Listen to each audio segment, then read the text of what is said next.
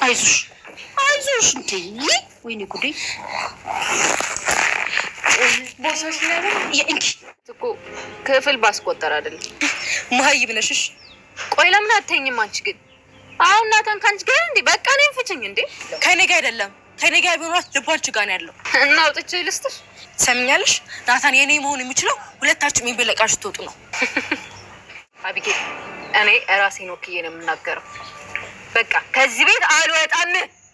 ምንድነው አንቺ ቆይ ለፍስፍስ ነው እንደፈለግሽኝ እየገባሽ አይደለም ቀም እነዚህ ቤት ከሰላም ጋር የምትሰሩት ለምን ሁሉ ጊዜ ከሷ ጋራችሁ የምትመካከሩት አረ ኤቢ ስለፈጠረሽ በእናትሽ እኔ ህይወቴ እንደገለባ ይቀለለ ነው አንቺ ግን ውስብስብስብስብ እያደረግሽብኝ ነው ሰላም ሁለተኛ የልጇን አባት ስለማታውቀው አንቺ ደግሞ ከሌላ ቦታ ወንድ ጋር ሲል ታምጭላት ነው እና ደግሞ በምትኮ አንቺና ናታን ልታግባባችሁ ነው እና በዛ ላይ ተስማማችሁት የኔ ናት በቃ ነገርኩሻ በቃ ተኝ እንዳትከተኝ ልሂድበት አጨረስኩም የት ነው የምትሄጂው አንቺ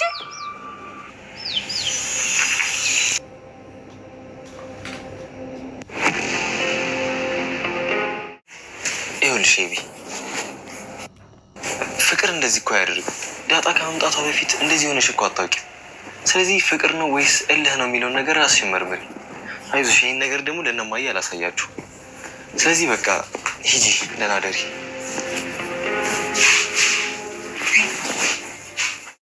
የጋሽ ደረጀ ጓደኛ ወይም የናታን አባት እንግዲህ ዛሬ ለጋሽ ደረጀ ደውሎለት ነበረ ደውሎለትም ሲያወሩ በጣም እንዲ ሰላምታ ተጠያይቀው እቃ የሚልክለት ነገር ነበር ላክልኝ ካለው በኋላ እንግዲህ ስለ ልጁ ስለ ናታን አንዳንድ ነገሮች እያወራው ነበረ እባክህ እንግዲህ ያው ትምህርቱን ከጨረሰ እዛው ሚስት ፈልግለትና እዛው ነው ምድረው ወደዚህ መንጣት አይጠበቅበትም ስለዚህ ደህና ልጅ ፈልገህ ሚስት የምትሆን አዘጋጅለትና ሰርግ እንድንበላ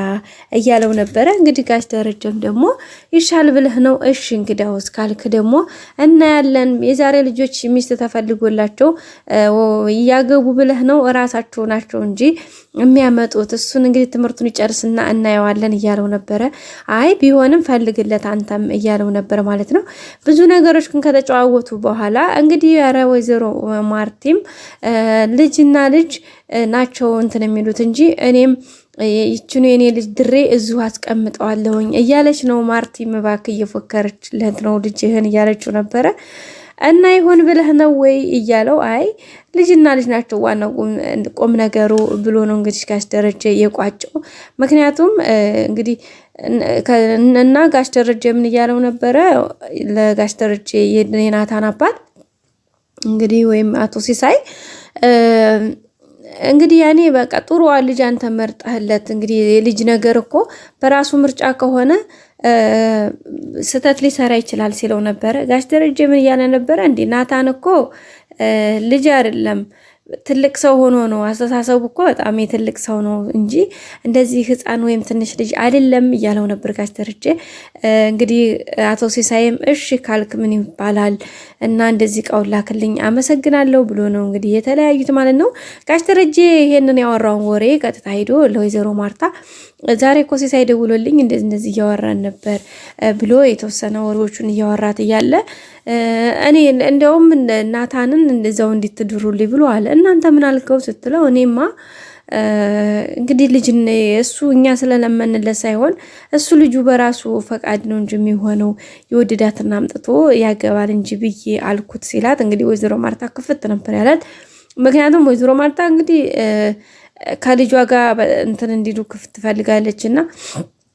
አይ በእኛ ግፊት እኮ ማርቲ በእኛ ግፊት እኮ የሚሆን ነገር አይደለም የሚሆነው ነገር ራሳቸው ሆነው ሲያደርጉት ነው እንጂ ነበር ያላት ማለት ነው ጋሽ ደረጀ ወይዘሮ ማርታ አይ ዙሮ አንተ እንዲሆን ችግር አለበት ትክክል አልሰራህም ልጅና ልጅ ያለውን ነገር እየተግባብቶ ጨርሷል ብለ ማውራት ሲገባ አይ እነሱ ናቸው ምናምን ብለ እንደዚህ ነገሩን የምታሰፈው ለምንድን ነው ሲቀጥል አንተ ዳር ቀረህ እንጂ ልጅና ልጅ እንዲሆነ እያጧጧፉት ነው እያለችው ነበር ማለት ነው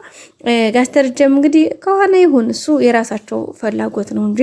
የኔ አይደለም ሰው ያንን አብረን የምናየው ይሆናል ብሎ ነበር እንትን ያሉት ማለት ነው ቤተሰቦቻችን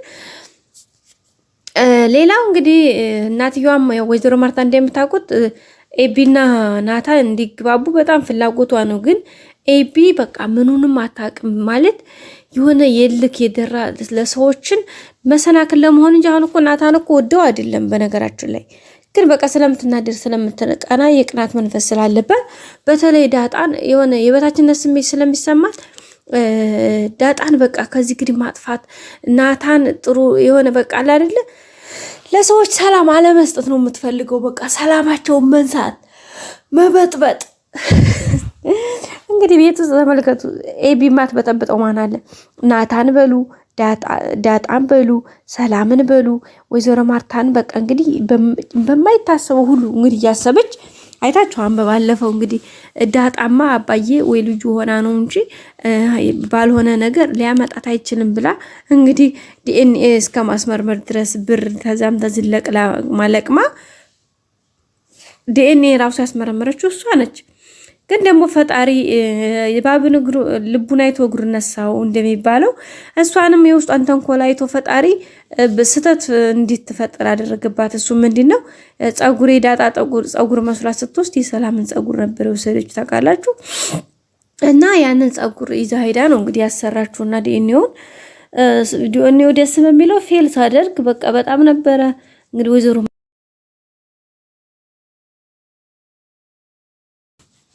ምንም ትዝ ያላላትን ነገር እንግዲህ አምጥታ በቃ ህሌኗ አዶለችባት። እንግዲህ ወይዘሮ ማርታ አይታችሁ አይዛን ሰዓት በቃ ሰላሟን አታ ግን የዲኤንኤ መጥቶ ውጤቱ እንትን ሲል በጣም ደስ የተደሰተችው በቃ ከምንም በላይ ማለት ነው። ወደ ቤተሰቦቻችን ያው እንግዲህ ዲኤንኤ ውጤትም ጋሽ ደረጀም ሊያዩ ምናምን ሲል እንግዲህ በዛ ብለውቻው ወረቀቱን አጥፋፉ ማለት ነው። ሌላው ኤቢ እንግዲህ ለተንኮሯ እስካሁን ድረስ ያልተፋታች ጉድ ያለ ፍጥረት ነች። ዛሬም እንግዲህ ዳጣና ሰላም እያወሩ የነበሩበት ሰዓት ላይ ኩሽና እያወሩ የተጫወቱ አንዳንድ ነገሮችን እንግዲህ በር ላይ ተለጥፋ እያዳመጠች ነበረ። ማዳመጧን ብቻ ሳይቀር እንግዲህ ዳጣን ተከትላ ሄዳ ምን አባሽ ነበር አንቺ ደንቆሮ አንቺ መሀይም ምን አውቀሽ ነው አንቺ ማን የሚሉሽ አማካሪ ነሽ ሰላምን የምታማክሪው አርፈሻ ተቀመጭም ወይ ወየውላችሁ ሁለታችሁም አንድ ላይ ከዚህ ከቤት ሳላስወጣ በቀር እኔ ኤቢ አይደለሁም ምን አባሽንስ እያለች እንግዲህ ዳጣኝ ስድብቻት ነበረ። እና አሁን የመጣሽው ለፍስፍስ ነው ወይ ያኔ ለቦክስ ለጠብ ነው ወይ ታዲያ ለዛ ከመጣሽ እንቅጠማ እያለቻት ነበረና ኤቢም አረባከሽ ገና ልክልክሽ ነው እንጂ ምነግርሽ ምን አባሽ ነው ቆይም አንቺ ቆይም ከኔም ደም ትፈልጊው ታይኝ አልኩሻል እንድታይኝ እያለች ነበር ዳጣ። ታይኝ በቃ ናታን ጋር ትቅርብ ያልሽኝ ርቄልሻለሁ ትችልሻለሁ ሌላ ምንድነው የምትፈልጊው ስትላት አይ ናታን አካሉ እንጂ ከኔ ጋር የሆነው ልቡ አንቺ ጋር ነው አለች። እንዴ ታዲያ ምን ልሆን እኔ ልቡን አውጥቼ ልስጥሽ ወይስ ምን ልርዳሽ ነበር ያለቻትና አንቺ ነሽ ደግሞ በኔ ሙድ የምትይዥው ብላ ደግሞ የባስተናደ ማን ነው ኤቢ። ከዛም በኋላ እንግዲህ ታይኝ ተፋችኝ እኔ አልደረስኩብሽም አትድረሽብኝ ብላት ነበር ዳጣ። እንግዲህ ተታት እንዴት ስትል እንዴት ነው ቁም እያወራው ጥለሽ ትሄጃለሽ ብላ ደግሞ ሌላ ነገር ጀመረ ማን እና ዳጣ በቃ ፊቷም ሁሉ ነገሯ ሰውነቷ ሁሉ ቀይር ብሎ ነበር ልትከመርባት የነበረችው። ያው እሷም እንግዲህ በዚህ ብላ ለማምለጥ ሞከረ ማነው ፊት እንዲያላፈጠጠች ሁሉ በኋላ የኋሊት እርምጃ ጀመረች። ምክንያቱም ልክ ዳጣ ቀይሬር ስትልባት በጣም ነው